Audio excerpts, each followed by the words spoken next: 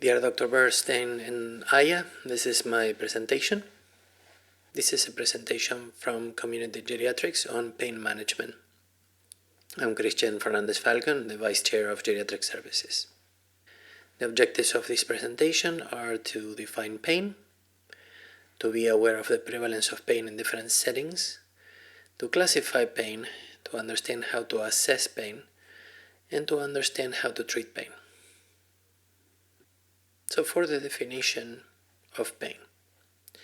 Pain is an unpleasant sensory and emotional experience associated with actual or potential tissue damage, or described in terms of such damage. The prevalence is on adults 70 to 80 years old, 30%. On adults more than 85 years old, 80%. On community dwelling more than 65 years old, 25 to 50%. And on nursing home residents, 45 to 80%. So for the classification, the different types of pain are nociceptive, neuropathic, nociplastic. Nociceptive is pain that arises from actual or threatened damage to non-neural tissue, and it's due to the activation of nociceptors. Neuropathic pain is a maladaptive response triggered by lesions to the somatosensory nervous system that alter its structure and function so that pain occurs spontaneously. Nociplastic pain is that what arises from altered nociception despite no clear evidence of actual or threatened tissue damage, or evidence for disease or lesion of the somatosensory system. Another classification takes into account duration. Acute pain is the sudden onset of pain which signals actual or threatened tissue injury, often resolves within days to months, and is usually declining as the underlying cause heals. Chronic pain is pain that persists or recurs beyond the normal healing time, typically defined as beyond 3 months, and may become the primary clinical problem rather than simply a symptom of underlying tissue damage. For the assessment of pain on the cognitively intact patient, we will use the acronym Likert AAA.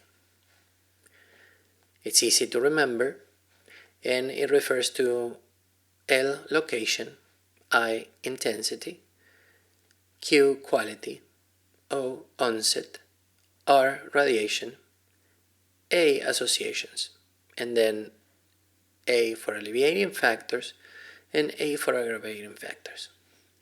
The assessment of the cognitively intact patient is recommended to be a 10-minute battery comprehensive assessment of pain, and it's a combination of the brief pain inventory and the short form McGill Pain Questionnaire 2. This is the brief pain inventory. As you see, it has multiple components, one of them in which the patient actually can localize the pain in the areas that they feel the pain at, and can actually give the quality of the pain. Then they can describe different numeric factors or qualitative factors, and then they can describe with which activities the pain is exacerbated. On the short form McGill Pain Questionnaire 2, they can describe if the pain is throbbing, shooting, all the qualities of the pain. And again, this is more referring to the pain quality, and then the pain intensity. The treatment, finally, there are pharmacologic therapies and there are non-pharmacologic therapies. The pharmacologic therapies are simple analgesics, opioid analgesics, adjuvant analgesics, and the non-pharmacologic therapy are psychological interventions or physical interventions. For the pharmacologic treatment, we have simple analgesics, which are acetaminophen, NSAIDs, and COX-2 inhibitors. Acetaminophen is the preferred form of treatment. The NSAIDs are not recommended in the elderly, but They can be used with protection of the stomach because the main adverse effect is gastrointestinal bleed.